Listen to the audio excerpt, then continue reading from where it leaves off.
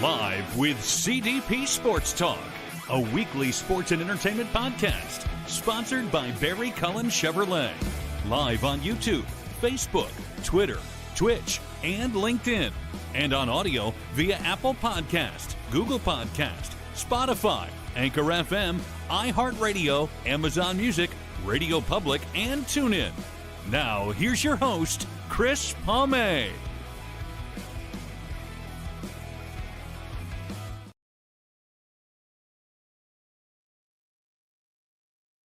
Good evening, everybody. Welcome to season 14, episode 38, overall 753 of Live with CDP Sports and Entertainment Talk Show, brought to you by our friends at Barry Cullen Chevrolet Dealership, located at 905 Woodlawn Road West in the Guelph Auto Mall. Check out their website, barrycullen.com, for the newest selection of new and pre-owned GM vehicles, along with their great selection of all-electric vehicles known as EVs, as well as Cadillac vehicles and their great selection of pickup trucks as well.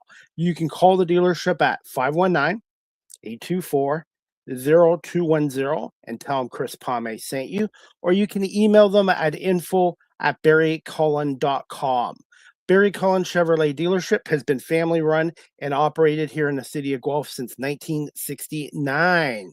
Good evening, everybody, on this Wednesday, August 26, 2026. Summer is slowly shrinking away here in Canada and Ontario, and I'm excited to have my guest on tonight. We met through social media, and this is her first time on our show, and I'm going to bring her on one second. Her name is Prashita Chand, and she is a podcast host of the Goddess Power podcast show. She is a certified life coach. She is also a motivational speaker and a content creator as well. And she's from the beautiful province of British Columbia. So we're going to bring on our guest, Prashita Chand, right now. Hi.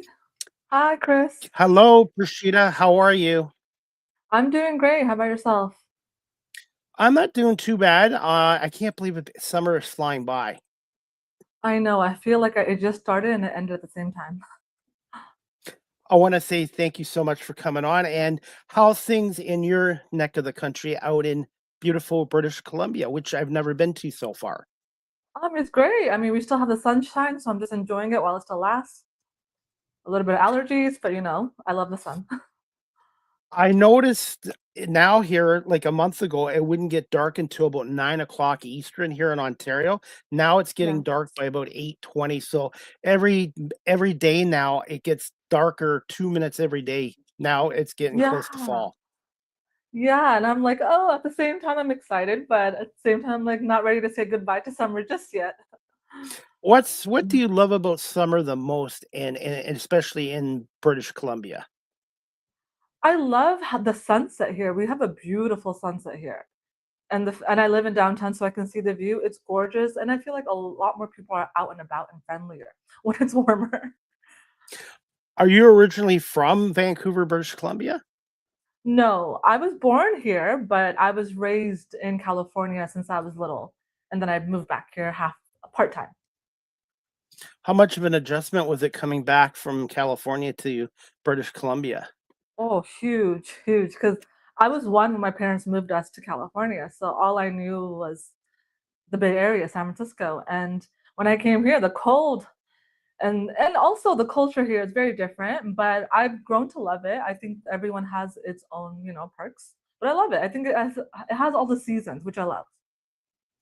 I'm going to put you on the spot, Prashita, here. When we Oh, first met on TikTok, what were your first impressions of me?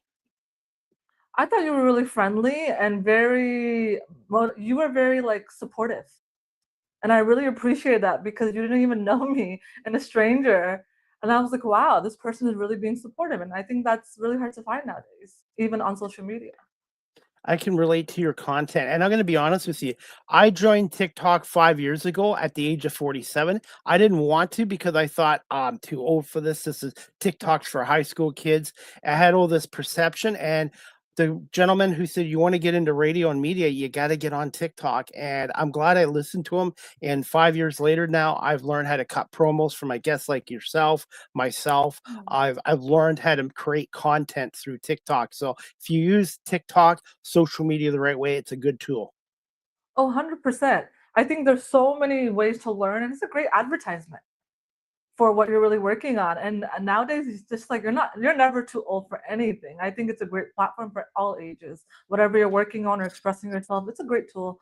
And I'm glad that you joined, because you know what? We need all ages on there. It's not just for little ones. And one thing too, I've learned my other career, I was in security for 24 years. And during the pandemic, I had a work divorce. It was time on both sides. I took a lot of my skills from security and transferred into media. I didn't go to broadcasting journalists for media. I basically self-taught myself and used my life experiences in security for 2+ decades to help me out. And I've been reaching out to people, asking questions, and self-teaching myself. And I was going to say, the internet too does really shrink the world down, doesn't it? Oh, 100%. Just as much as the internet is a great way to advertise yourself, it's also a great way to bring somebody down. And that in itself, its own, issue. But I think that when you're strong in who you are, none of that will ever break what you're working on and what your purpose is, whatever that is to you. Prashita, I wanted to get your perspective on this. Do you Yeah. find, like, bullying was around back in the 70s when I was born, but do you find bullying and belittling has increased with technology, with the internet and social media platforms? Oh, 100%. Because I feel like now, if you're on social media, it's easier to say what you want and not have repercussions as if you were to say it to someone to their face. And so a lot of people get real comfortable behind that screen instead of actually being kind and spreading kindness. And that just shows you how the world really works even more. You start to see people like, wow, the world really is like this. There's a lot of people that are just miserable to just pick on people that they don't even know. And it is crazy, but I don't like that part either. But I mean, that's life. Comes with the good and the bad. And what are your thoughts on belittling? I think when people belittle, they're just trying to make themselves feel better by putting someone down because they see something in that person that they don't have within themselves. So they're going to sit there and try to antagonize the other person and shrink their light because they know they hold something that they don't hold for themselves. So instead of actually taking accountability, people will belittle the other person to feel comfortable in their own vessel. And I think that's just egotistical and wrong in many ways, because if you really want to be happy within yourself, you should focus on yourself, not try to attack others for your own gain. Do you find empathy and social skills and listening skills have shrunk too? Yeah, I feel like a lot of people are too self-absorbed with their own pain. And it doesn't mean that you shouldn't look after yourself, but I feel like a lot of people will say me instead of looking at that other people also have issues.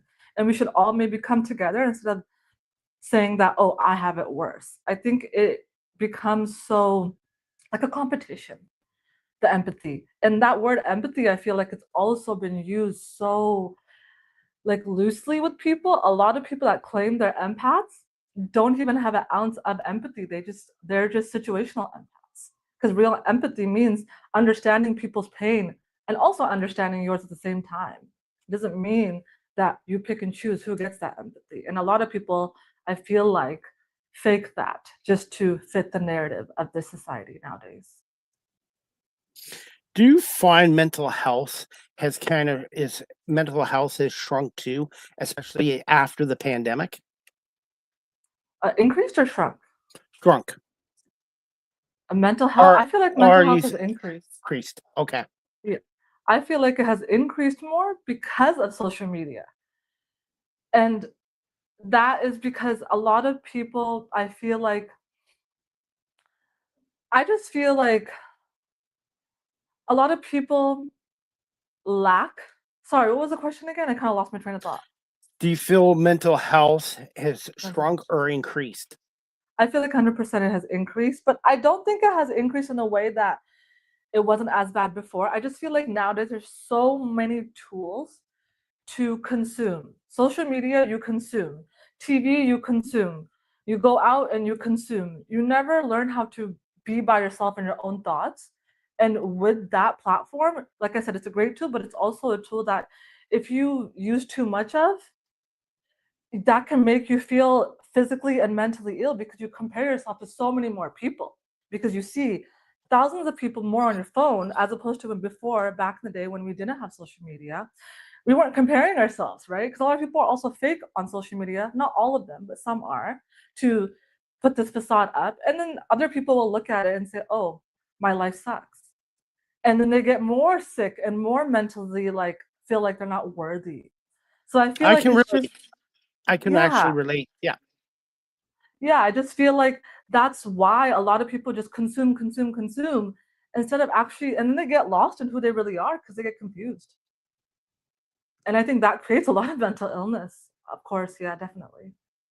I know now when I'm really tired and I don't have enough sleep and my energy level is low, I've now worked out a system where I kind of take a break from social media because you really shouldn't be on there if you're angry or you're upset or Yeah, you're depressed and stuff like that. Sometimes you need to take a break because it can be overwhelming. yeah, 100%. And then if you're on there while you're not yourself, because we're not always 100%. We have lives, we have relationships, we have jobs. And when we come home, it's our job to ground ourselves. And I feel like a lot of people get lost in how to do that now because there's so much consumption in this world now. 100%. Prashita, I'm based just outside of Toronto in Guelph, which is about an hour from Toronto. Can you just tell our audience a little bit about yourself? Yeah, of course. So, just to give you a little bit of who I am, I'm someone that when I was younger, I'm in my 30s now, but when I was 21, I faced two near-death experiences, and from those experiences, I learned a lot about myself and the people that I thought I knew through, and that caused a lot more pain and betrayal. And through the pain and betrayal, while I was already at my complete lowest, I started to completely lose my identity, but then I ended up finding my identity during this path that I was on, which I call the healing journey. And from that, I found my purpose. I used to work in a corporate field like in insurance, but it was never something that I loved because I'm a very creative person and I like to learn things, not just go to work and just do the job and that's it. And so I never felt fulfilled, but those things that happened to me showed me that the way is where I am now is to find who you are by breaking down who thought I was and then rebuilding who I really am. And now I help people through my life experiences because, like you said, you're self taught. I agree with that because I feel like if I were to go to someone and get advice, I would want someone that has actually went through it and came out of it in the field that I'm talking about. And so I started doing that. I started healing, evolving, and then I gained all this wisdom and knowledge that now I just want to help people. And I used to be someone that wasn't seen or was afraid to be seen, speaking my truth or be vulnerable. And now I actually started a platform where I want to help people with my life coach license. And I have my podcast, which I just launched, and I have my TikTok. So now I'm basically just helping people become their highest version of them. And that makes me feel like I'm fulfilling my purpose. And now helping others is making me feel not only more confident in myself, but also excited for this new journey. So I used to be someone that was completely opposite from who I am now. I'm still Prashita, but I'm the real Prashita now, not what people have portrayed me to be. And I wouldn't be who I am now and do the kind of work I do now if I didn't go through any of the stuff I went through. So that's what I do for a living now, and that's kind of who I am. Basically, playing small and shrinking yourself for others, which I can relate to. Yeah. Oh yeah, definitely. Dimming your light and people pleasing because you think people pleasing is a way to get the validation that we think we need. Do you agree with me? People pleasing shrinks you and keeps you small.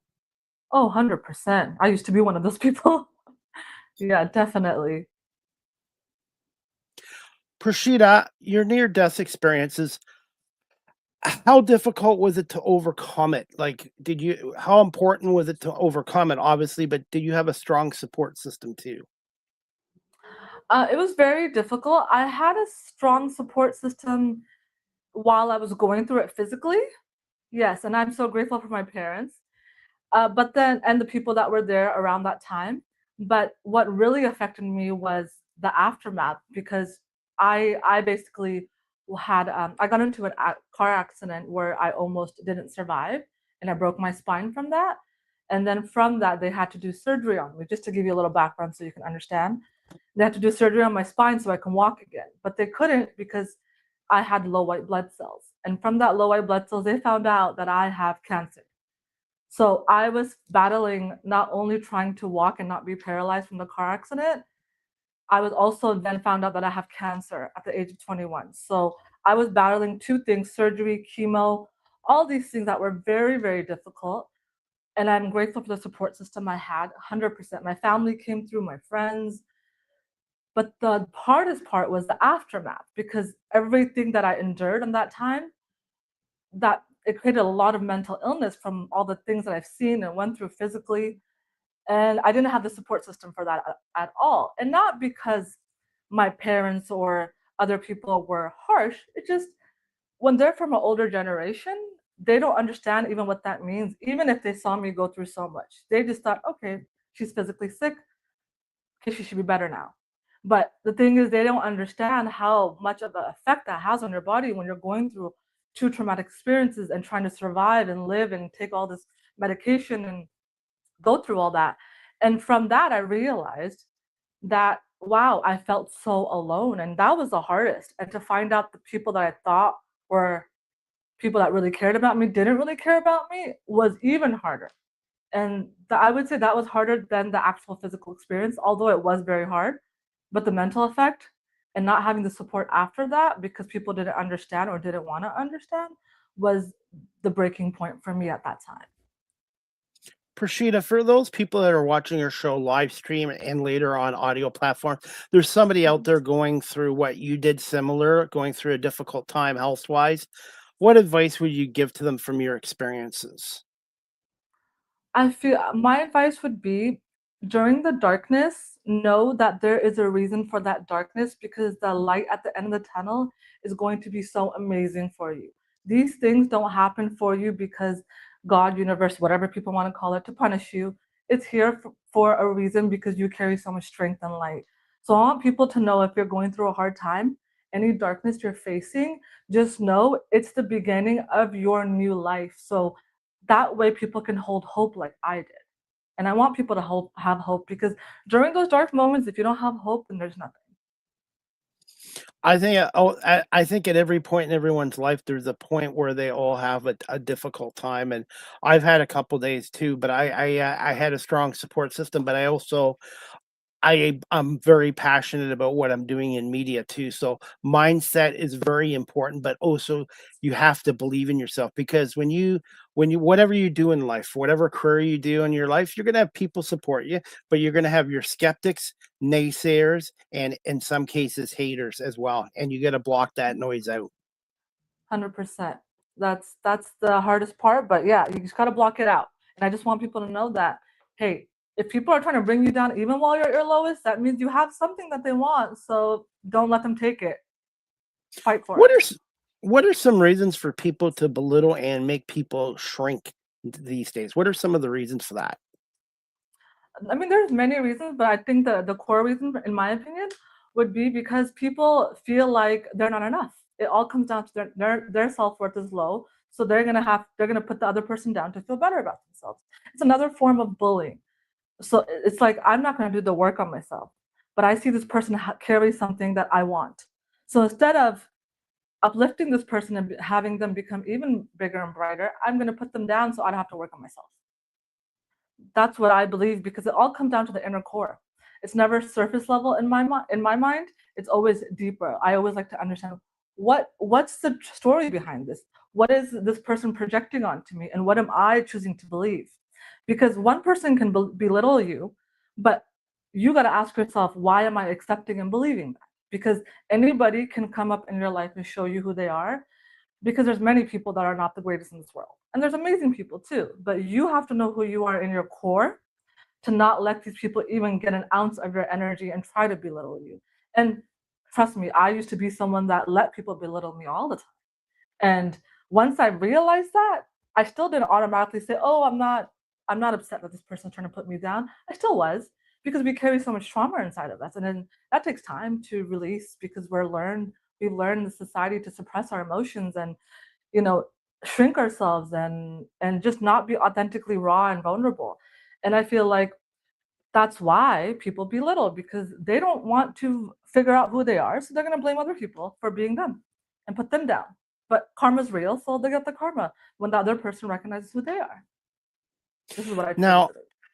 I know you're a certified life coach. And you work with women, but do you work with men as well? And Oh, yes. do you find men can play small and shrink too? Oh, 100%. I work with men and women, but a lot of my platform, I think it views a lot of women view my platform, but definitely, I think a lot of men have an issue with also not expressing themselves, because as men, you're taught to be strong and not show any emotion. And I feel like as women, we have our friends, we have our girls that we can at least have our therapy session with. I feel like men don't have that because of how society has told men to be, like, be hard and rough, right? And it's just like when you have that idea in your mind as a man in any generation, you lose yourself, because you're thinking, okay, I have to hold all the stress, all the pain. And even with your friends, men don't even talk to their friends. And it's sad, because it's like that's how much society has ingrained men to believe that they can't show an emotion. And that makes them feel like they're not enough then, because if you don't express yourself, if you don't regulate yourself, you're gonna feel less than, especially by the pressure of society. Eventually, it will catch up to you over time too. It will catch up. 100%. Yeah, 100%. And that's why I even say it to my dad all the time. I said, like, I talk about this and that with women and men, but men have their own issues with society, and I feel like it's your job to debunk that, because I mean, uh, as for women, we like our emotionally intelligent men. We don't want men to be suppressed. And I feel like every time I talk to men, even my nephew, he's 18 now. I always tell him, express yourself, because I don't want him to take on that narrative like our past family members have done. And I feel like, I mean, nowadays I think it's easier to understand that, but then again, understanding something and applying it is hard. Do you find men have opened up a little bit more than in the past, or do you find it still difficult for men to open up? I feel like from what I've seen, they have been, because society has been more accepting of it. From what I see, even on social media, when I see men be vulnerable, I applaud that so much, because that takes a lot of strength. Because like that takes a huge amount of strength just to be in your own essence, your energy, and then not care what other people think, and being vulnerable in itself. So I think that's amazing, and I've seen it, and I love that. I just would like to see a lot more with people, with men as well, especially with men, because I think that would solve a lot of problems with the relationships that people are having. If you connect with yourself, the relationship will resolve itself too. It'll become clear. What are your thoughts on psychiatrists, shrinks, and therapists? I think those are great tools. It just depends on what you're looking for. I think that's like therapy. I've been to therapy in the beginning, but I'm such an emotionally intellectual person that I didn't need to go for too long. But it helped me get my foot in the door to, like, say, okay, confirm what I already knew about myself. So I think it's a great tool, but what I also think is not something that you should do forever, because at some point therapy is talking. At some point you're gonna have to do the work yourself, because if you keep talking and talking and talking, you're just staying in the loop. Can relate. I can relate. Yeah. Yes, absolutely. And running my own media company, my own business, people don't realize how much work goes into it. And it's not just like when you start a business, money's going to come flowing in. So you got that stress on top of it. And also there's so many podcasters and live streamers, the competition too. Exactly. But if you want to have a, great mindset, then do the work. It all starts from the work, and that can look different to anyone. That's 100% because you can talk and be self-aware, but Yeah, talking and being self-aware is one thing, but doing the work is another thing. Do you find that's a exactly. problem with a lot of women and men nowadays too? They're aware, 100%. self-aware, and they know, but they just are not sure how to put the work in, or are afraid to put the work in. Oh, 100%. A lot of people are very just like there's some people there's a half of the group that are not self-aware, of course, but there's also that group of people that are so self-aware, but they just intellectualize their thoughts. I used to be one of those when I started my healing journey. I I can think and dissect a lot of things, but that also can be my downfall because then I will intellectualize every emotion, every pattern, and then I become hard on myself. It's like, am I really treating myself with the love and care I need right now, or am I trying to force myself to be better by intellectualizing it? And that's the hard part. But I also think that a lot of people that are self-aware are already starting at a great point because a lot of people are not self-aware. A lot of people are victims in this world as well. And so if you have that tool, just turn it around now. Feel the emotion. This is what I always teach people. Like, feel it. Don't let your mind think it. You already know what's wrong. You already know your trauma. You already know what your triggers are. You just need to learn how to feel it for once in your life. That's all it is. Sit with your feelings and whatever that looks like to you. And a lot of people get afraid because they have so much trauma inside of them that your energies are not balanced, right? It's like all the wires are crisscrossed. So they get afraid to actually do the work and get help, but it's only going to be worse for them because self-aware is a great point, but if you want to get further, that's the only way you can fully become the highest version of yourself and heal. Otherwise, you're just staying in a loop. Same thing. Do you find listening skills have shrunk? Yes, because I feel like a lot of people are overconsumed with so many things in this world, especially social media, that they don't even know how to sit still, that they gain so much. I'm not saying everyone's has ADHD, but a sense of ADHD where they feel like they talk over people. They're rushing because they're not grounded in their energy. So when they're having a conversation with someone, it's not even a genuine conversation. It's just, let me get my point across to show you that I'm good enough. It's like, where's the genuine conversations? Where's the conversation where we can go back and forth instead of being it one-sided? And I've had that in my past experiences too with family and friends. And it's just like, you start to understand, personally, me, I just start to understand, I meet people where they're at now. If you are going to talk and not listen to what I have to say or interrupt me, then I am going to close that door right then and there and create a boundary, because then I'm just giving you all my energy and you're not giving me nothing. And so I feel like, yes, a lot of people do interrupt. A lot of people are chaotic nowadays. And I think it's all because of how social media has played a part into this, where you can't even be grounded. You're consuming so much. But I also think that it is our job to be like, you know what? I know who I am. I know I'm a great listener. I know I show up for you. If you can't do that, then you're going to lose some my access, depending on who you are to me. And I think a lot of people should recognize that, because who you have in your life is going to make your entire life. Your life is based off of the characters you have in your life. And if you let them drain your energy, then you're just depleting your own energy. And I think that's why boundaries are so important as well. I'll be honest, the older I've gotten, I'm 54 now, by the way, 54 years young. My inner Mm. circle has shrunk, and quality over quantity. Exactly. It's the What are best your way because, sorry, go ahead. I was gonna say, sorry about that. Do you feel attention spans? Do you agree with me? Attention spans have shrunk too? Oh, yeah, a lot, a lot, a lot. Like, I feel like people are, even the smallest things, like, say, if I go to a coffee shop and someone's in line, they lack complete social awareness because they're always on their phone.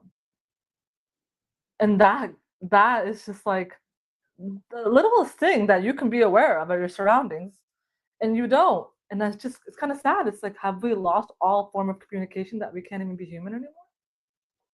When I go into Toronto for my media work, I take the GO train, which is public train. And Mhm. in the old days, people would actually talk to strangers or talk to people on the trains.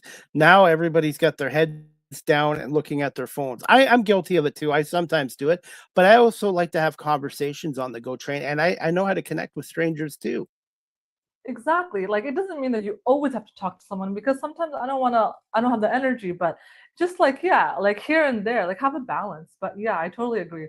I like my phone too, but I've learned like a lot of people lack human skills, basic human skills nowadays because of that. Prashita, I wanted to ask you this. Who were some of your early influences and mentors? And when did you develop a passion for helping other people? I've always had a passion at a young age. It was just naturally who I was, but I never saw it that way. I thought it was me.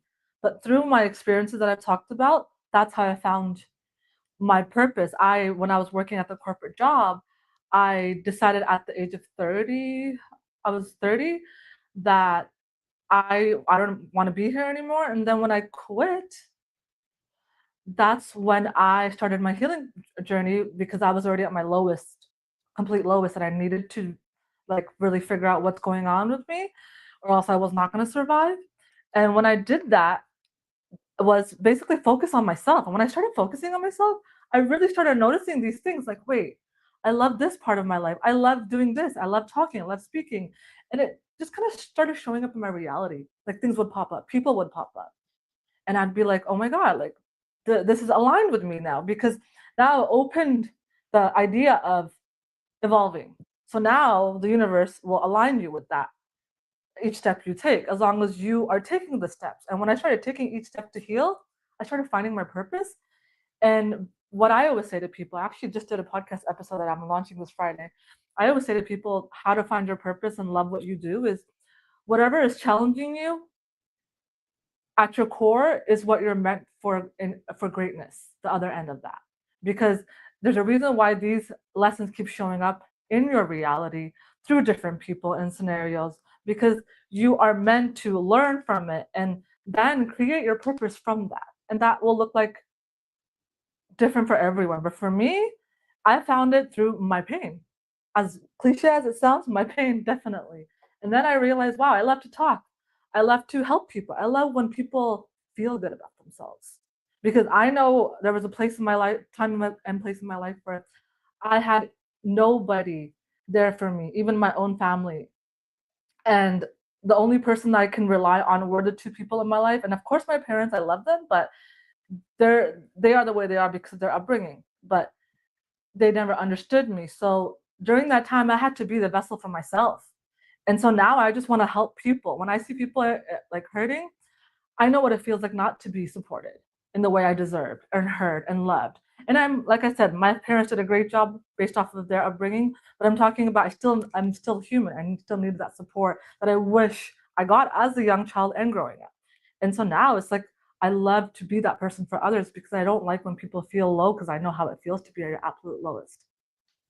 For many years, I was belittled. I played small, and people kind of they shrank me. I played small, and I got a taste of media work 7 years ago, and I Yes. loved it. And my other career, I'm grateful for it. I did it for 24 years, but at the end, I wasn't happy. I was looking at my watch, punching in 8 to 4, doing the bare minimum, and I'm just I'm grateful for that 24-year career, but I got a taste of broadcasting through volunteering, and camera work led to my podcast, which led to my radio show, which led to me starting up my own business. I've had some people support me, but I've had some skeptics and naysayers. I've just learned you got to have thick skin and you have to Mhm. block out the noise. It all starts with For you. sure. If you don't believe in yourself, nobody else will believe in you. Oh yes, I 100% agree with that. Because that's the thing, if you want to be that person that you know you're meant for greatness, build the root from yourself first. So that way nobody can try to tear you down because people will tear you down when you're doing something that they can't understand. But you know who you are, so you gotta have thick skin 100%. And I feel like these moments of your life prepare you for that. Even those jobs that you didn't like, same with me. Never shrink yourself for other people. Nope. Never, never will I ever do that again. Prashita, how did you end up as a certified life coach, and what was the process like in becoming one?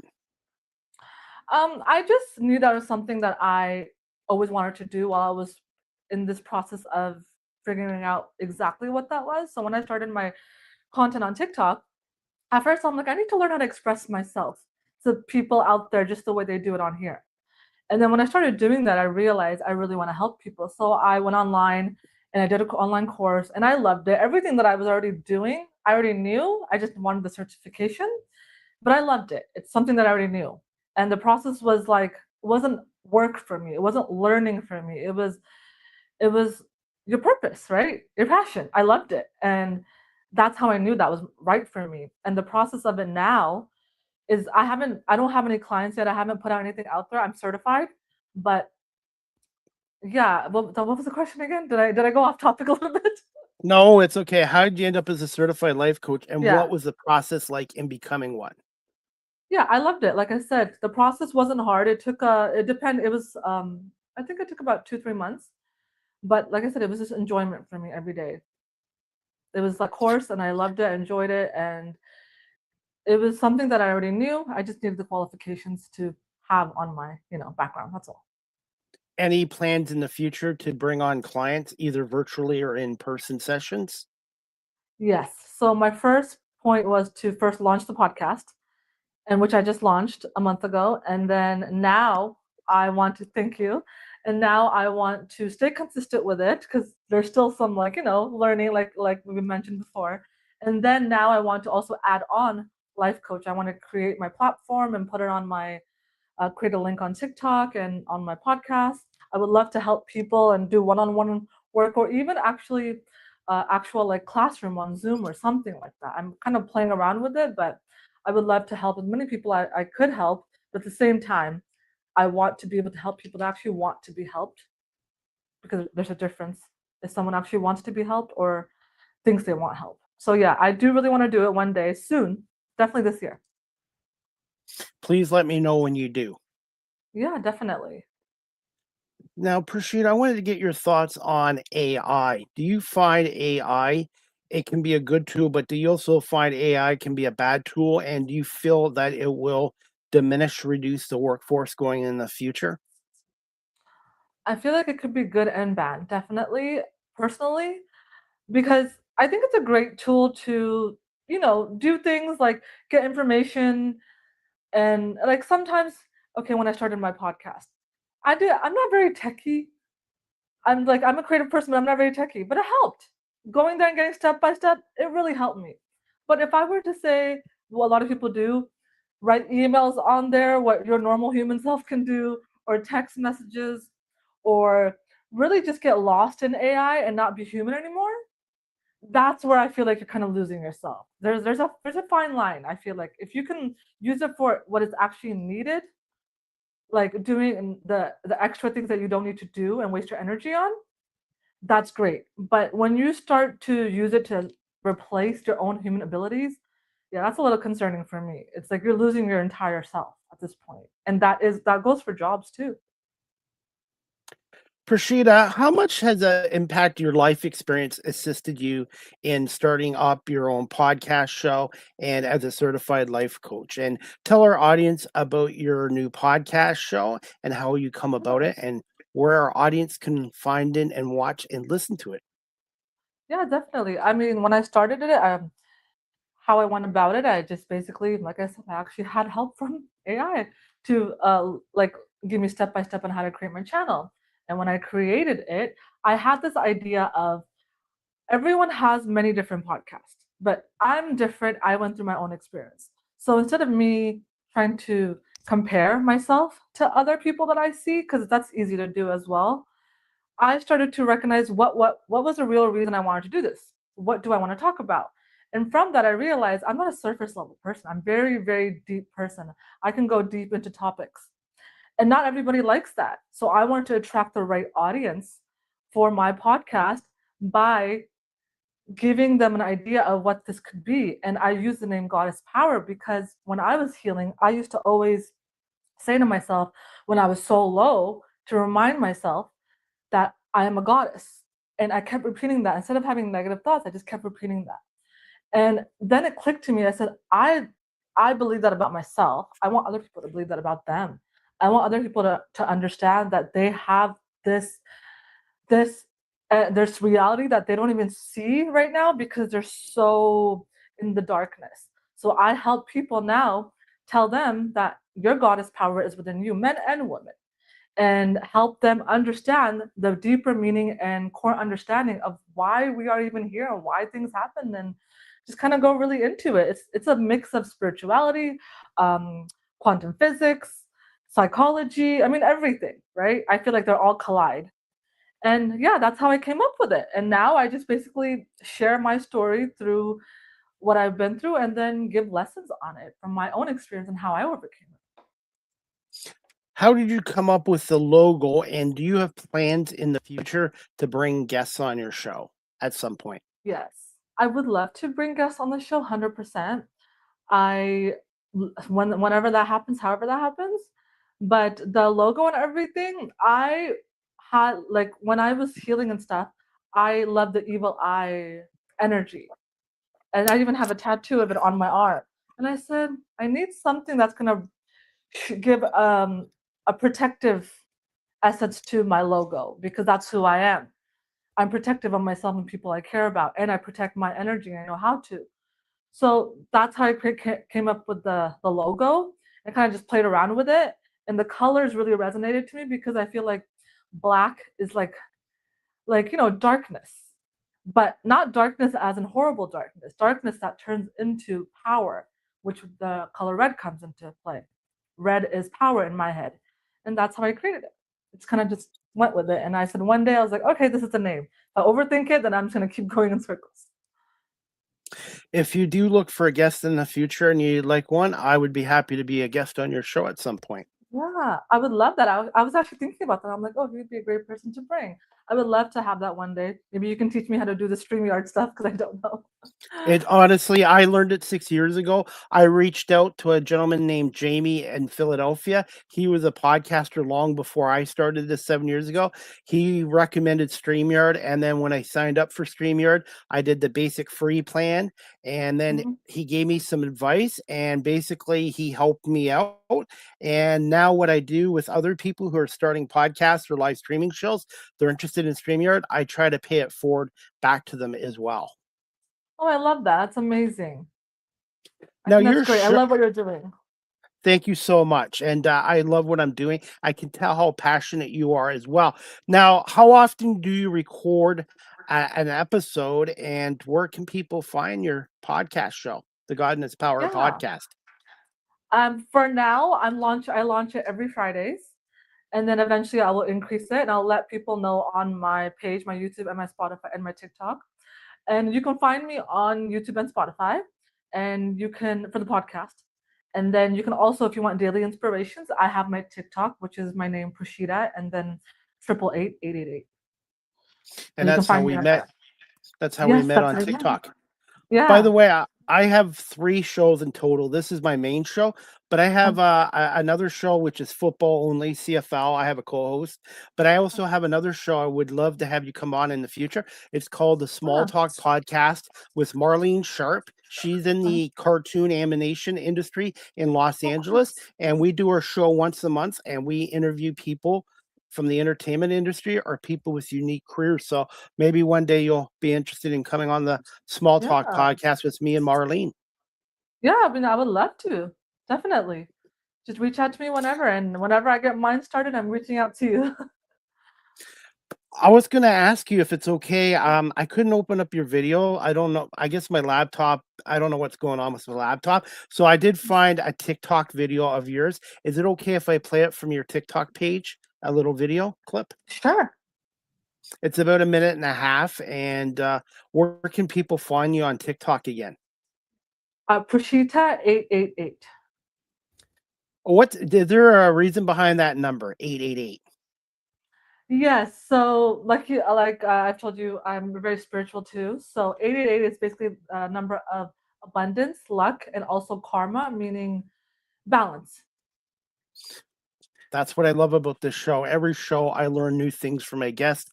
by the way. And this video is called "Your Light Hits Differently When You've Had to Fight Through Hell to Find It." I really liked it. It's a mindset motivation video. And thank you for letting me play this. I'm going to play the clip Thank right you. now. Make sure Okay, everybody perfect. follow Prashita888 on TikTok. I'm going to play this clip right now. People get so mad because of the aura that you hold and exude, but they don't understand how hard you had to fight to be able to exude that aura. They don't understand that when your aura was bright, the people that you thought loved you are the ones that dimmed your aura. And then not only did it dim your aura while you were already going through the most difficult time of your life, you actually healed from it and became the highest version of you, the alchemist that you are. So that's why you hold so much brightness, so much light, so much aura. That's why when you walk into any room, you are the goddess.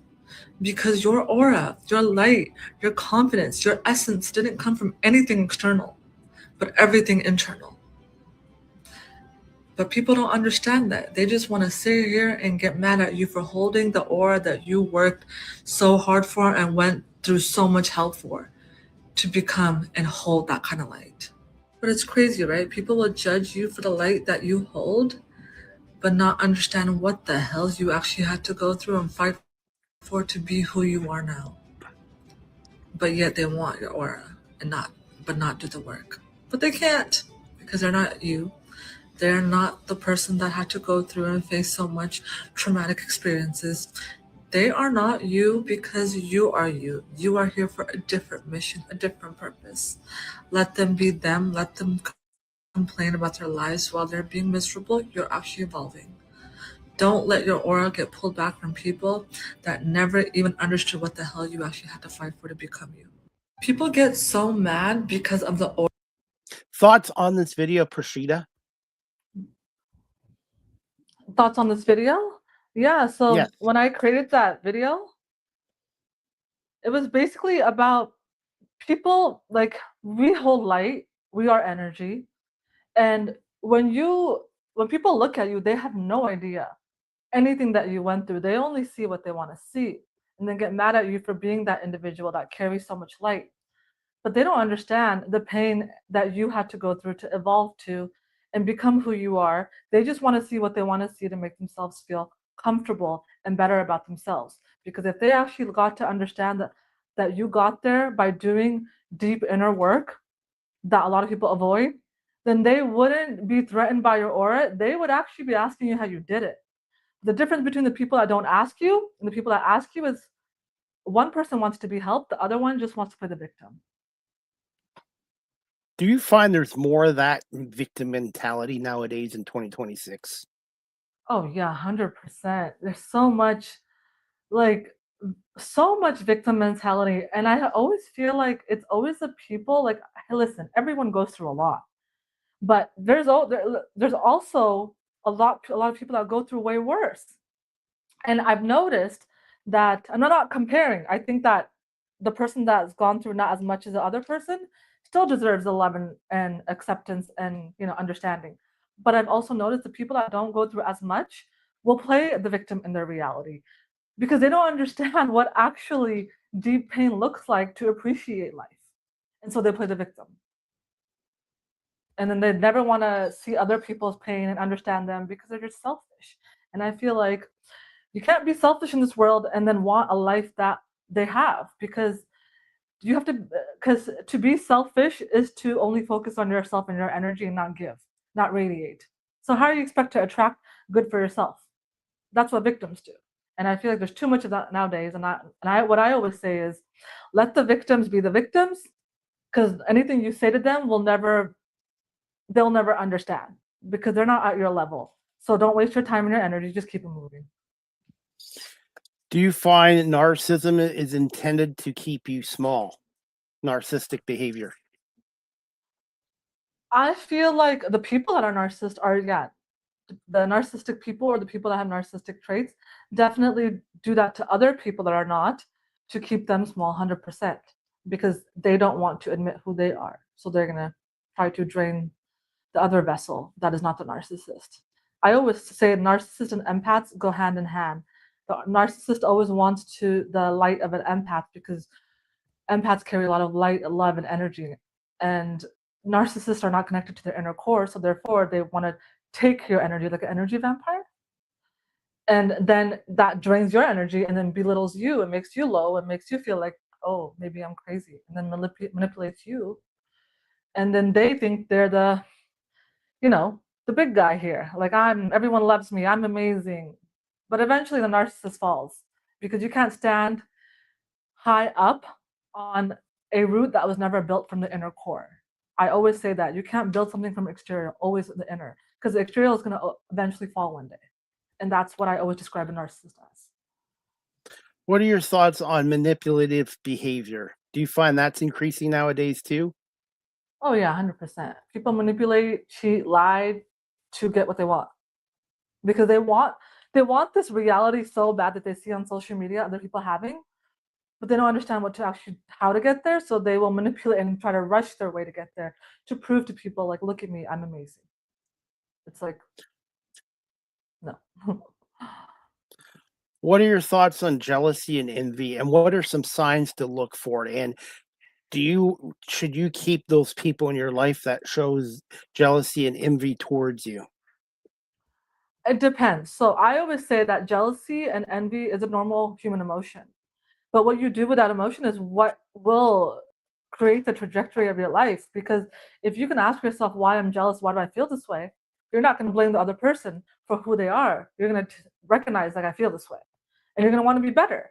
But there's a lot of people that will be jealous of you and then put you down because they're jealous of you and not ask themselves why I feel this way, and then keep being jealous of you, and then on top of that put you down, belittle you, and have like little remarks, backhanded compliments. And then that's going to drain your energy more. And I would always say to people, if you have people like that, they're not aware of how they're feeling and they're just projecting their jealousy, like, very, very cautiously, stay away from them because they will drain your energy. They are basically preying on your downfall and you don't even see it yet. And you don't want anyone like that in your life because that's like a snake that you don't even see yet. And you don't want a snake around. I noticed on social media, and I'm sure a lot of people from their past that you haven't talked to in years, they follow you on social media and they don't talk to you. No, exactly. Yeah. I've had that. I've cut a lot of people out of my life, especially I cut my siblings out of my life as well. And a lot of people, I have, well, yeah, I can relate. exactly. I can Yeah, a relate. lot of people. Fa- Family isn't always blood related. To me, family is people who support you in good and not so good times. I 100% agree with you, Chris. I And always they say that don't same judge thing. you. And they don't judge Yes, you either. exactly. Because someone can not understand your path, but still support it. They don't have to understand you, but support you. But the people that judge you, I always tell people the same thing. It's like, you think that your family is your family. I'm not saying everyone, but anyone that can relate. Yeah, they're actually preying on your downfall because they want you to be comfortable just like them. They don't want you to rise. They get jealous the most. It's just a silent jealousy. We don't want to believe it because we're like, no, we're siblings, we're sisters, you know? Because we think differently, right? And when you have a kind heart, you don't think that someone's going to feel that about you. But that's what you realize, that, oh, this life is more complex than you thought it was. And it would be your own family. And that's okay. That just means you have a family waiting there for you that you just haven't met yet. That's all. Those people want to keep you underfoot. They don't want you to grow. They want to keep No, you underfoot. Do you agree with that? 100%. Oh, 100%. They want you to be in that cycle that they're in so they don't have to be better, because you can still stay in that reality where you are and be comfortable in that. Nothing's wrong with that. I think there's many people that are Yeah. fulfilled in their life like that. But the minute you start to see another person, especially your own family member, see you wanting to be more and have bigger dreams, and that I, triggers you, that's something that I don't mess with at all. It's like, that shouldn't trigger you. It should actually uplift you and want to be the same, if that's what you want. If that's not what you want, then you would feel whole already and be fine with it. But they're not. they always say strangers actually support you more than your own family and friends do. And I'm seeing that being in media now. 100%. It's crazy, right? It's like, you think you're like, wow, really? Like people that don't even know me support me. And I think that all the time. I'm like, wow, there's strangers here that love what I have to say and support me. And then my own people that I thought were close to me are preying on my downfall. It's a crazy lesson to learn. And I don't wish that on anyone, but if that is someone right now that is going through that with their family, just know, be yourself, keep your distance, and you'll find the right answer for yourself. What are your thoughts on ghosting nowadays? Oh, like when people ghost others? Yes, yeah. I mean, it's complex, but I feel like ghosting, it depends what you mean. Because if someone ghosts, like cutting someone off out of nowhere and ghosting, I think it's kind of similar, right? And I think that you if you have an issue with somebody, say a friend, and you notice something that you don't like, and you vocalize it because they're grown adults, they should be aware just like you are at some degree, and then they gaslight you into believing that what you said is wrong. At that point, you can ghost them, cut them off, because you're not here to be their mother. You're here to be your mother. You're here to evolve yourself, and you're here to help others that want to be helped. But when you bring up a conversation to someone and they try to gaslight you, cut them off. You don't need to go deeper into it and keep trying to make them understand you, because now you're just putting yourself down to that level. So with that, I think that's completely fine, because I feel like no one needs an explanation, because we're all grown enough to understand how to communicate our emotions and also how to receive the feedback. And if you're not, I'm not wasting my time again telling you how to be a better friend or a partner. And I think from that point of view, that's completely like okay with it. But if you try to ghost or cut off somebody because you know what you did was wrong and you don't want to own up to it, so you're gonna cut them off because you think they're in the wrong, that eventually catches up with that person. And that's none of my business, because that person needs to learn their lesson. And if they think they're doing it the right way, let them. The person that is on the other end of the stick that got ghosted by the individual, they will know what was right for them or not. They will understand if that person ghosted me is because they need to work on something that they're not willing to work on. And if that person doesn't understand that, then they're both still learning their own lessons with each other. This is what I always say. Prashita, do you have any plans in the future for a book from your experiences? A book in the future? Yes, actually, it's great that you mentioned that. I do want to. I've always loved writing. I'm a writer. I actually already started writing my book, but I never really thought about when to actually look for someone to like help me with, or I don't even know how to do it, but I just started writing. But eventually I would love to write a book because I have so much to say, so much to share, and so much to give back, that I feel like a book would be perfect, because I talk a lot too. So I can keep going. So do I. What are your thoughts on books shrinking nowadays, like everything going to digital and that? Do you see hard copies continue to shrink, or do you see there's people still like the physical copies? I think that people still like the physical copies. Personally, from my experience, like I love going on my iPad and reading, but also I love a good book. The feeling of a book, it just, I don't know, it just feels good. It's like when you have that cup of tea and you set the environment. The feeling of the book, it just feels real, not so digital all the time. But I also like my iPad here and there, read books on my iBooks. But I personally still think that books will always stay around, because that's something that is just so original that you can't take away from that. It's the essence of a book. Personally, me, because I love to read. When you do publish your book in the future, please let me know, because I'd love to buy a signed copy of your book, because I Oh, can you're so relate to sweet. your content. Thank you, Chris. You're so sweet. You are a very, very kind person. I have to give you that. You are very Well, like what you're doing to just having a platform from people. I think that's the amazing thing you do. Even like I can feel your energy. Even when you started um, messaging me on TikTok, I was like, oh, this guy is so kind. So I just wanted to tell you that.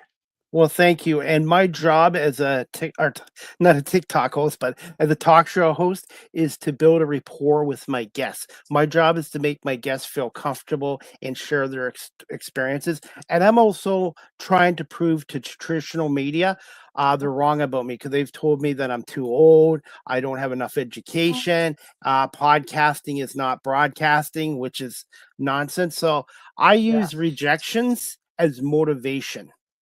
I love that. That's a good line. Use your rejection as motivation. I think that's amazing. And I if should someone turn that tells you into a not to do, podcast. I was gonna say that. I was like, you should definitely do that. Or even like, because you have some good insights. You should also do that on TikTok as well. You have a story, Shine, share always shine and not shrink, except for my waistline. it. That's funny. I like that one. I try to be funny. I try to be funny. Yes, I like Hey, that. Prashita, are you still good for a few more minutes? Couple more questions? Are Yeah, you of okay course. with your time? Yeah. Okay. Let me just turn on Great the con. light real quick. Okay. Let me just- Great con. When you're having a great conversation, time flies by. It definitely does. I was like, wow, it's already Does been an hour. I didn't realize. yes, like I said, chemistry is important too. Oh, So that's why 100%. when I look for potential guests and they want to do a phone call with me or a Zoom or a Mhm. Google Meets, I'm willing to work with my guests because if you build a rapport with your guests, chances are your show will even be better. I agree. I think that's the best. You have to vibe with the energy, and you'll know in the first few minutes. Even when I was talking to you, I was like, oh, he has energy. I like it. And I realize this too, you're not going to be everyone's cup of tea, so you don't take it personally. Um, No. I've been very fortunate, but sometimes you're not somebody's cup of tea. And then sometimes people a month later are like, hey, Chris, we really like your work. We want to come on your show. So you don't take things personally and No. you don't burn bridges, in my opinion, from my Oh, 100%. experiences. I agree. I think everyone has their own way of doing things, and it doesn't mean that they're wrong. It just means everyone has their own path and own way of Yep. doing things. And we just don't align. That's fine. And when you book guests, you don't want to be pushy and you don't want to push them or bug them. And you don't want somebody on here that's not a talker or they're not enthusiastic about coming on your show. So my attitude is it's either yes or no. If they say no, maybe, not sure, I'll get back to you. I move on and let them contact me. That's how I do it. I'm old school in that sense. I think that's a good way because you already put it out there. If you already put Yeah. it out there and you're just second guess having a conversation, which it's going to help a lot of people in some ways, at least one person. I think there's no wrong in that, but I agree. Don't chase anyone. You planted the seed. If they're meant to come on your podcast, they will come. Otherwise, you don't chase. Absolutely. I wanted to Yeah. ask you this, Prosciutto. Can you just explain these terms to the audience? Emotional healing, self-worth, spirituality, boundaries, and tongue twister, and personal transformation. Yeah. So I mean, those words basically mean one to me. Like, well, spirituality is basically us. We're all spirit in a body, right? So we have energy, we have spirit, we love, we cry, we get mad. That's our spirit, but we tend to lose our spirit through our upbringing, our trauma. And so with that comes emotional involvement, healing. What was the other word you used? I forgot the other word. Spirituality, Uh-huh. boundaries. And boundaries. Yeah. So Yep. basically your spirit is you, and that all connects to healing, evolving, boundaries, emotional involvement, and that just means connecting to your spirit. Be who you are meant to be, not what society has turned you into believing who you are. That's where it all comes down to. Recognizing who you truly are, your true spirit, your true form, your true essence, because from there is what you attract everything that you desire. Because if you are meant for greatness and you feel it inside of you and you've been through a lot, it just means you have to come back and find that greatness again. And you need to go through that so your greatness can even become even more great, because you can't be chosen as someone to be like, say, this big motivational speaker that God has intended for your universe, however people want to say it, if you haven't been through any of the pain to understand what happiness looks like. You can't have true success without true pain, because how are you going to understand what true success and happiness looks like if you've never had the other end of the stick? So that's what all those words really mean. Finding your spirit, healing, evolving, and creating those boundaries. Because once you find who you are, you also will learn you're not going to work off of the old you, the people pleasing tendencies. Because when you're a people pleaser, you will attract so many energy vampires because you please other people and not yourself. You neglect yourself. So when you start to heal, you have to create a very, very strong boundary because people will try to take your energy because it's like a moth to a flame. They want your energy, but they can't hold it themselves. So that's what boundaries come in. And you got to have strong boundaries in this world, especially when you are an empath that has a lot of love and light inside of you. People pleasers want to keep you shrunk. Oh, 100%. And they'll take that. They see that light, you, and they're like, I'm going to take it. And they'll try anything and everything. But even when you've created the foundation within yourself, but you're already created the foundation now that you know, okay, I know who this person is and who that person is. But you Just wouldn't like have known that if you didn't go through it, right? Yeah. Just like toxic environments, whether it's a toxic work environment or a toxic home life, it can damage your mental health and mindset if you stay in it too long. Oh, 100%. Like if that is slowly eating you up, the more you stay in that environment, even relationship, or even that job opportunity, it will drain your life force. It's like taking away from your true self. And we don't want to do What that. do you find people are more complacent now to leave their jobs because they don't want to take chances? They just want to stay small.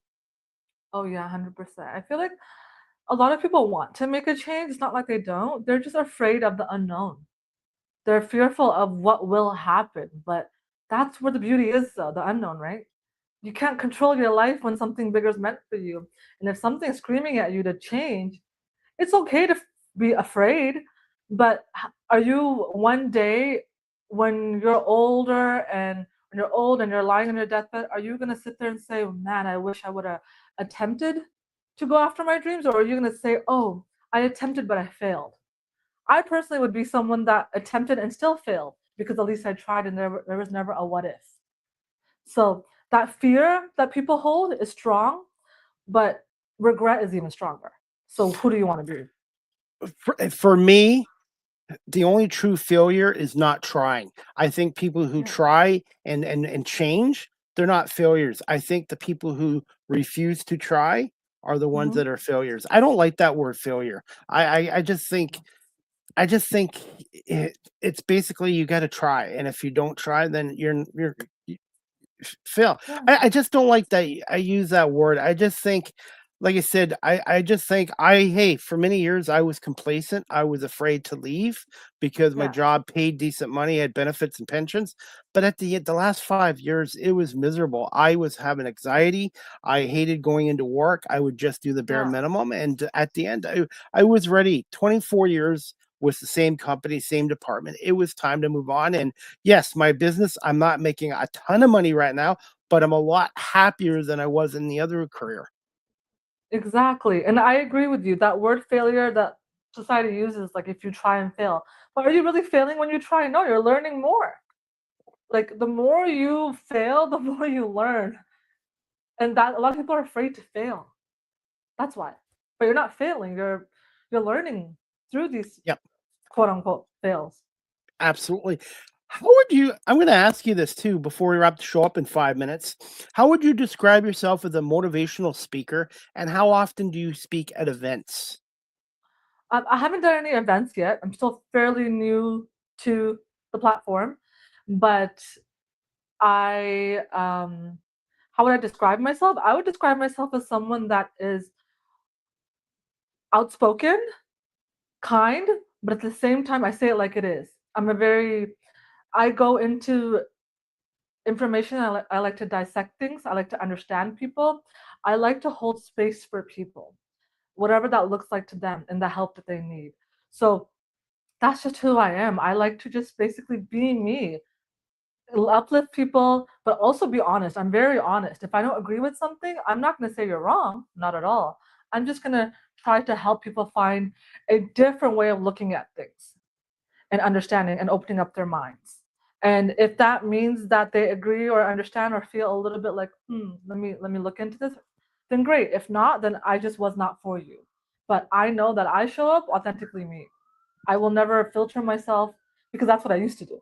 I used to dim myself a lot. And now I don't care how I am perceived. Before I used to care a lot, but I don't care how I'm perceived as long as I know I'm being authentic and genuine and kind, and I'm coming on here not for views.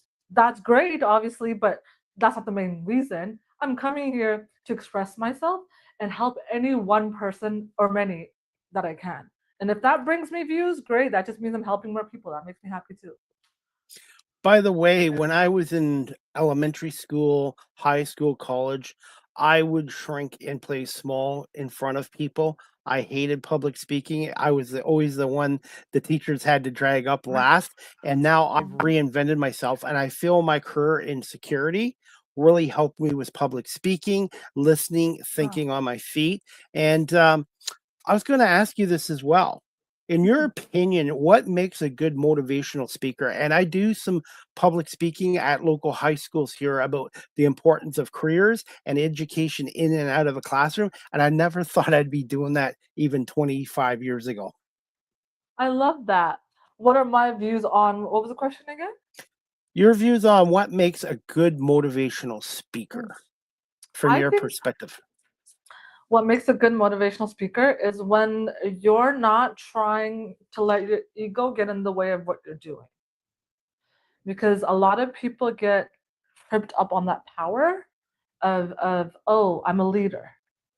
And I don't think leader in my understanding is the right word. I think that I want people to lead with me. If you can be a motivational speaker that drops your ego and separates yourself from the other person or the people, then you're speaking from true authenticity, not from your egotistical mind that some have. And that's why I think it's so important for people, if you're going to do this kind of work, you got to first do the inner work because you got to drop that ego.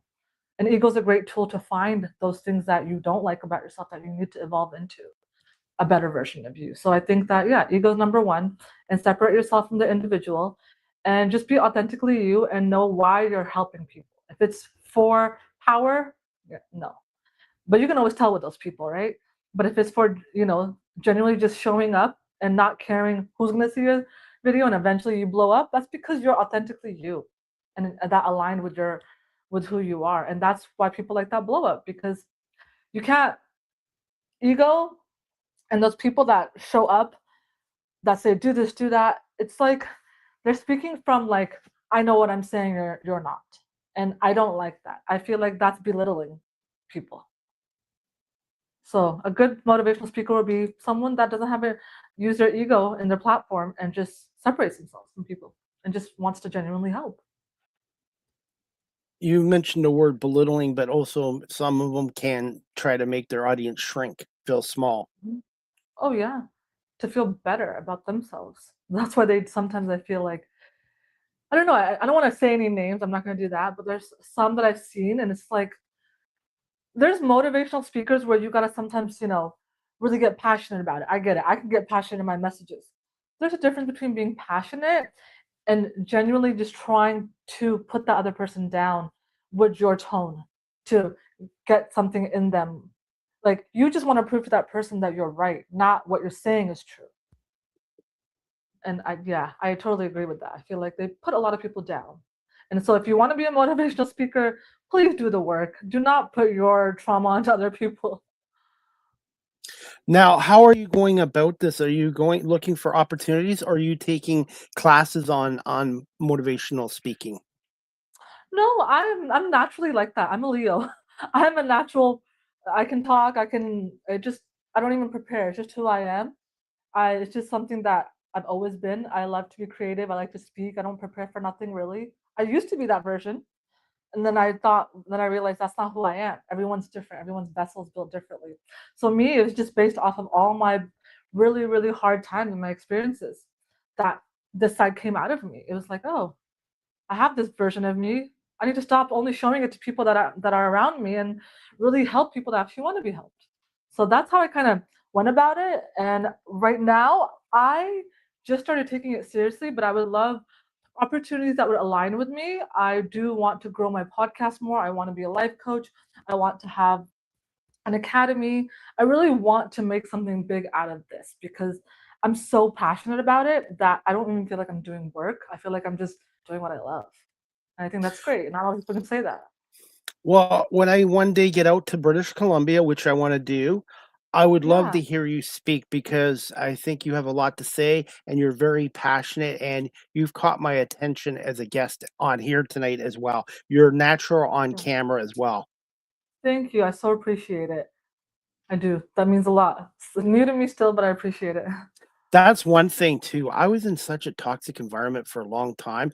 Now that I'm in media, I have people giving me compliments, kind words. I still don't know how to react to. You know what I'm saying? When you're always hearing people belittle you, put you down, make you feel small, Yeah. it's hard to change that mindset when somebody gives you a compliment. Yeah, and I totally agree with you on that. It's we don't know how to receive. Because when you are someone that can give, you lose the sight of how actually learning how to receive from others. And that's a hard one. I completely understand. And one thing I would say is little things, like even compliments. When someone gives you a compliment, stop yourself. Don't try to pay them back. Just say, you know what? Yeah, Thank thank you. you. Thank you. That's what I did. I was like, I was so quick to compliment them back, but I was like, unless I genuinely wanted to, Yeah. I'd be like, thank you. Like I've learned that little by little. I've learned that, and now it's like, okay, I'm learning how to receive. I'm learning how to just be me. And if I want to give a compliment or give something to someone, there's no motive behind it, just because I want to. But you don't need to jump on that. Try to just little by little do that. I used to be like that. I used to be horrible at it, but now I'm I think trying to. we got different backgrounds and different stories, but I think we can relate. 100%. I feel like we can relate a lot. Relate.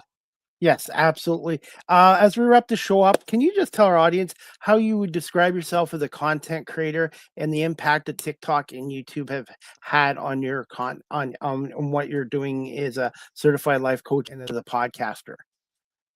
Yeah, I mean, I am someone that just, like I've said, I'm someone that just is here to help in any way I can through the depths of my story, help people understand and dissect what really reality is and why we go through these things and understand life because I feel like a lot of people don't even understand life in general, not on like on an internal level.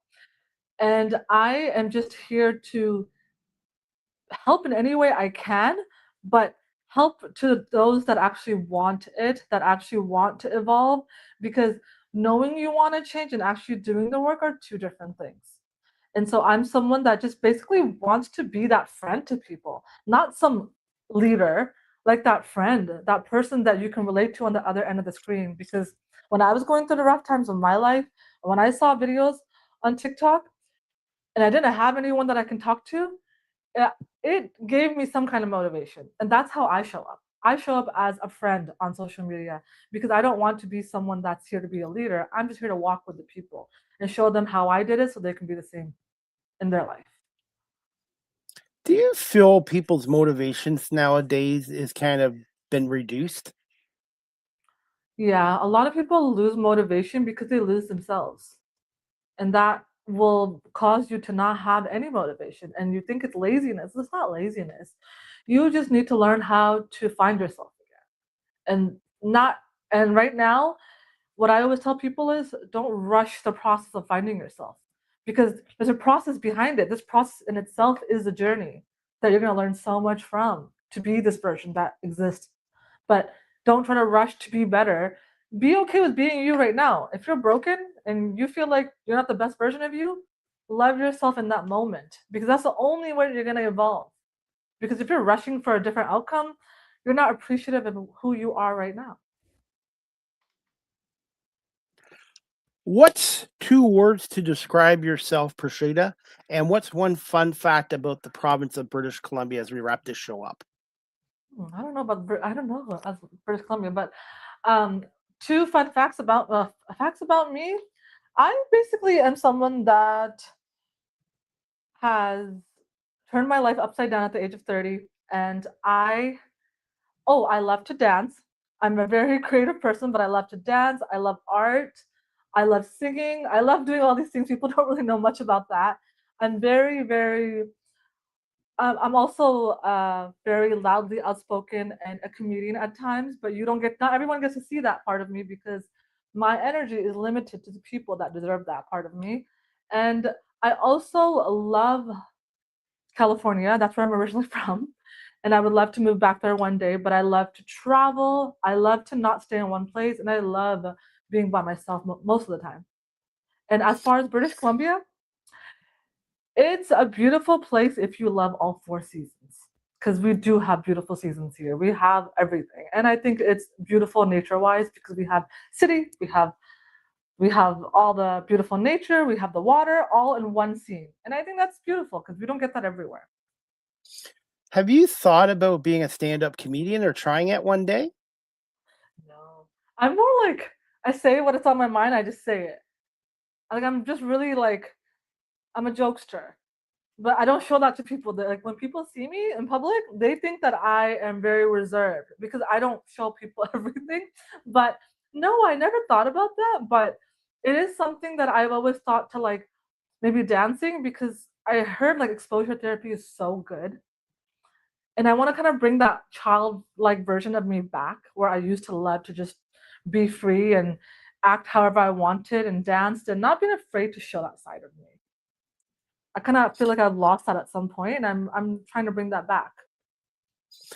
I've had a lot of comedians on my show, and they say being a comedian is a form of therapy. It's helped them get through tough times in their lives through laughter and making others smile. And I've also had a couple of female ventriloquists on my show too, by the way. Oh no way, that's awesome! I would love to see that episode. I think that's Yes. so true though, because laughing is the best form of medicine, 100%. Hey, if I keep getting shorter, we can do a ventriloquist act. Definitely, that'd be funny. We need a name for it. What would her name be? Oh, what would our name be? Chris and Prashita. Keep it simple. Prashita and Little Chris. Little Chris. That's cute. I like Deal. that. Deal. Hey, as we wrap up this show, I have a silly side to myself too, but No, I love that. thank you so much. What is next on your bucket list? Next on my bucket list is to create my life coach. That right now so focused on my purpose, but as far as career wise, yeah, creating my life coach program, and then to travel a lot more because I feel like when I travel, I'm more free, my energy is flowing more, that I can bring that creative side out. Right now, I've been so in this journey where I was healing, and now I'm the highest version of me that I'm just evolving. That I'm like I'm ready to be seen. I'm ready to experience life again, and that's where I'm at. I'm ready to finally live. And then obviously my life coach. Well, if you ever come to Ontario or Toronto or Niagara Falls, please let me know. I will definitely. Actually, my niece goes to school in Toronto, so I will be visiting her and I'll let you know if I do come down. Small world. Toronto's only about an hour from me. Oh, that's awesome. I love visiting Toronto, but I don't think I'd want to live there. It's so big and there's so much traffic and it's so stressed. Everybody's always in a hurry and it's like, but it's okay to visit. It's a nice place to visit, but I wouldn't want to live there. Yeah, everyone's totally different. I get it. I'm the same way. Like I live in downtown, but sometimes like it can get a little chaotic and crazy. So I just stay at my place for a couple of days to get my energy back. So I understand. Prashita, as we wrap this show up, this segment's called Ask the Host CDP a Question. CDP are my initials, by the way. So do you have a question to put me on the hot seat? Yeah. So what happened? You have to go in complete detail, whatever you feel comfortable. But what was that one thing in your life that got you to be this version of you where everyone started to second guess what you're doing right now, right? Saying that this is not going to work out. What pushed you to that moment? And say, I forget love it, do it. my whole life is to prove people wrong. I lost a parent when I was younger. I had teachers and a I'm sorry. principal back in the 80s tell me since my my dad died when I was young, that I wouldn't get through school, I would not amount to anything, and anybody who's told me I can't do something in my life, I like to prove wrong, and I feel age is just a number, and also being in security really helped me with this career because security, you got to deal with people with substance abuse problems, mental health issues, people who have gambling crisis. I had to learn how to communicate effectively with the public. I also had to listen. I learned my empathy skills from that career. So that career really prepared me for this. And the best form of revenge is not by words, it's by actions and being successful. And for me, I don't really need to tell people off. I just want to be able to continue to do what I want to do and be successful is to me the best form of revenge. And I use negativity. I'm trying to use negativity now as a motivation to keep improving and keep getting better. Learn and improve every day. I love that. I think that's a great way. That's something that I would tell people myself. Use that as a A- fuel. And TikTok has been a really good tool. If you stay out of the bad aspects of it, it's a really good tool. And Yeah. I've had a number of great guests on my show from TikTok, and I also use social media to find potential guests as well. So booking guests, by the way, is a full-time job itself. So when you Oh, do start getting 100%. guests on your show, you'll find out it's a full-time job, and you also have to be accommodating and flexible. And also, I've had guests on from 12 different countries in 10 different Oh. time zones. So I've had to learn different countries and time zones as well. I had the female ventriloquist on from Australia. I had to do the show at Oh. 3:30 in the morning my time because Oh my Australia God. is about 14 hours ahead of us. And that woman's name is Lindy Jane. She is a terrific female ventriloquist. It's not an easy profession to do. No, I love those. I need to watch that episode because that is hard to do. I don't know how they do it. I But will I love definitely what you send it just to you. said. Yeah, definitely do because Yeah. I love those things. Yeah, and like I said, it's my show is always about the guests too, so I'm very fortunate. It's the guests that make a great show, and my job again is to make the guests feel comfortable and welcome here and share their stories and experiences. And I learn something new from every guest that comes on here, and that's why I love doing this show. I love that. It's like you're getting all this content that people watch, but with the people right in front of you. I think that's amazing. And I love And that. what and I do in-person interviews as well. So if one day you come to Toronto, Niagara Falls, I would love to do an Yeah. in-person interview with you as well. I love doing virtual, but I do in-person interviews as well. And there's nothing better. And I love virtual, but there's nothing better than when you are in Yeah. person with somebody as well. 100%. Because like the energy flows even better, I feel like. 100%. And we've Yeah. only known each other a couple weeks, but it feels like I've known you for a couple years now, I know. just And you by know our what they say about conversation. that? That What? means that we are aligned. That's what I always say. If we can right away get along and have a flowing conversation, we're aligned. If we can't, Uh, then we are not. Absolutely. Prashita, finally, where can our audience follow you on social media, the best way of contacting you, and any plans for your own website? And just let our audience know when your next podcast, the Godness Power podcast, drops and where they can watch it or listen to it. Yeah, so you can. I have all the information. I believe it's on my YouTube, the email, on Spotify, the bio. You'll see my email address on there, or even on my TikTok page. You'll see the email address, which is Goddess Power Goddess Power by Prashita at gmail.com. If people have any questions, they want to inquire about anything, they can always email me. And as far as my platform right now, currently it's just TikTok, Prashita888, and I will be adding Instagram. And then my YouTube and Spotify is Goddess Power Podcast. And then I do have a website link that I'm going to put on my TikTok. I just haven't put it on yet. I believe it's one of those websites where you can click on all the links on there. So I'll put that up there. And then I try to launch every Friday my new episodes, and then eventually I will increase that as I learn more through, posting and creating. But for now, every Fridays you'll find new episodes on YouTube and Spotify, and daily Um, inspiration on TikTok. and by the way, since it's summertime, are you a fan of ice cream? Oh yeah, I love ice cream. Who doesn't love Harder, ice cream? hard or soft? Soft. I like the hard stuff. Yeah. What's your What's your favorite? favorite What's your flavor? Oh, mint chocolate chip. My favorite flavor, I actually do some promos for a local ice cream place here. I Mhm. love I love blueberry cheesecake, cherry Oh, cheesecake, banana cream pie, cake pop, and anything with chocolate. By the way, a fun fact about me, I haven't had chocolate in 9 years, almost 9 years. wow, good for you. I had to That's give it up. hard. It's hard to give up chocolate, but hey, summertime ice cream is good. And by the way, we have a thing in Toronto called the Canadian National Exhibition, CNE. You guys Uh, have one out on the West Coast called the Pacific National Exhibition. Do you ever go to those fairs, summer fairs? yeah, we call it P&E here. Yeah, Definitely. It's in I used to go all the time when I first moved here, but I have not anymore. It's too yeah, crowded for me now. But yeah, it's a lot of fun. We have a beer garden, concerts, even the FIFA. We had FIFA here, which was a yeah. lot of fun.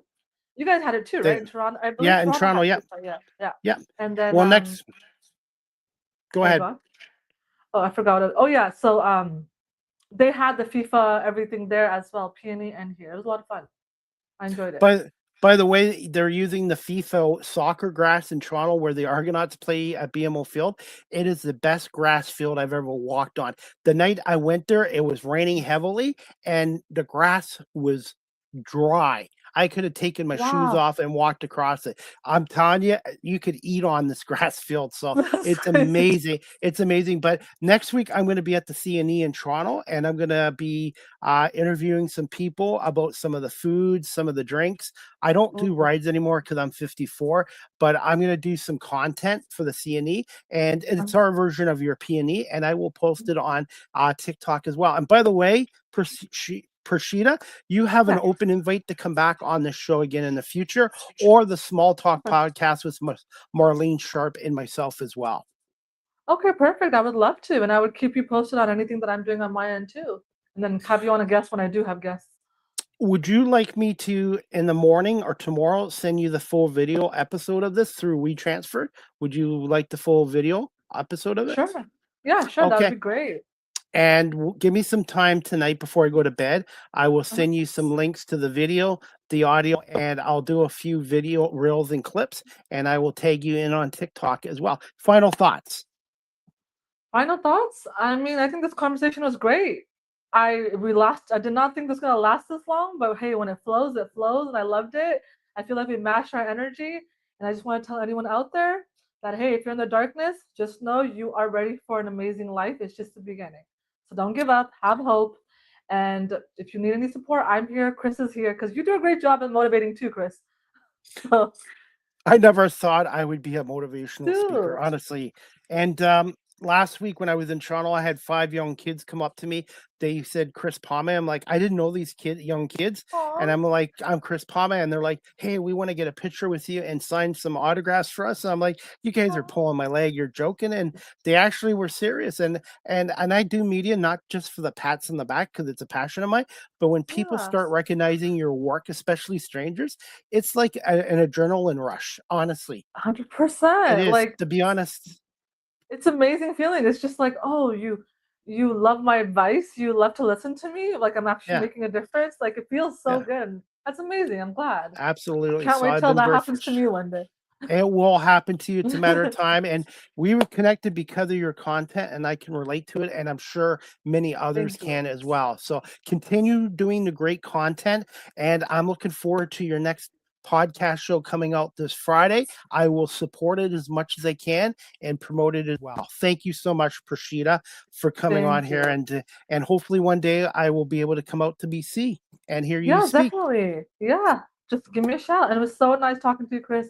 Take care and get some rest because I'm sure it's late there in Toronto by now, Yes, in it's Ontario. 11:05.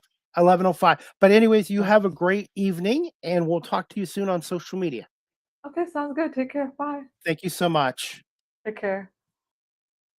All right, everyone, that concludes season 14, episode 38 overall, 753 of Live with CDP Sports and Entertainment Talk Show. I want to say thank you to my guest tonight, Prashita Chand. She is a certified life coach, motivational speaker, content creator, host of the Godness Pod She is the host of the Godness Power podcast, which comes out Fridays, and you can watch it on YouTube and Spotify. Just type in Godness Power podcast. So thank you to Prashita Chand for coming on here tonight. And you can follow her on YouTube and TikTok at Prashita888, and YouTube channel is at Godness Power Podcast. And you can reach her by email by godnesspower by Prashita@gmail.com. And again, her podcast is out now on YouTube and Spotify. As we wrap up this show, guys, on the late Wednesday night here on Wednesday, August 26th, right now, Barry Cullen Chevrolet has a $25 Esso on mobile e-gift card with the purchase of an oil change and an eligible vehicle health check. This offer is valid from June 1st, 2026 to August 31st, 2026. You got 5 days left to take advantage of this offer. Book your appointment today at Barry Cullen Chevrolet dealership. And again, Barry Cullen Chevrolet is a proud sponsor and advertiser of Live with CDP Sports and Entertainment Talk Show. You can check out their website at barrycullen.com, or again, call them at 519-824-0210, or email them at info@barrycullen.com. As we wrap up the show, guys, check out the New Hope Animal Rescue Group, located at 4990 Jones Baseline Road in Guelph, Ontario. Telephone number 519-836-9780, and their website is newhopeanimalrescueguelph.ca. If you're looking to adopt a cat or foster a cat, check out the New Hope Animal Rescue Group. And for you to come down there, you have to make appointments. So either call them again at New Hope Animal Rescue Group at 519-836-9780, or visit their website, newhopeanimalrescueguelph.ca, for daily details. And they have some cats down at Pet Value. A couple of them have been adopted. Wyatt and Raj, a bonded pair, have been adopted. And Peanut, that was down there, has been adopted as well. But they will have some new cats in September at Pet Value up for adoption. So if you're looking to adopt or foster a cat, check out the New Hope Animal Rescue Group. They do wonderful work down there as well. And as we wrap up the show, guys, again, everyone knows I do volunteer work and fundraising for the Cambridge District Humane Society, located at 1650 Dunbar Road in Cambridge, Ontario. Telephone number 519-623-7722, extension 0. Ask for Kat or Michelle, or visit their website, CambridgeHumaneSociety.org. All the animals that are up for adoption, their pictures and profiles are on CambridgeHumaneSociety.org. And to come down and see them, you have to make an appointment with Michelle, or do it through Kat or Michelle through 519-623-7722, extension 0.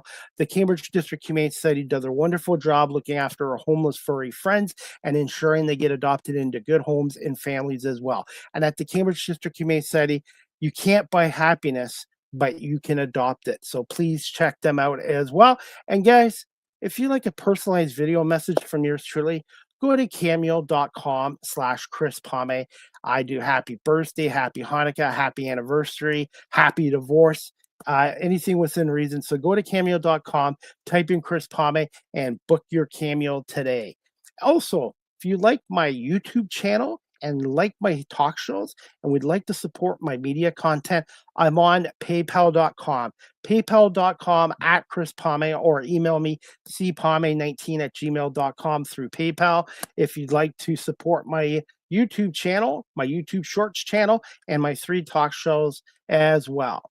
And finally, guys, Live with CDP Sports Entertainment Talk Show is live streamed on YouTube, Facebook, X, Twitch, LinkedIn, and available on Instagram.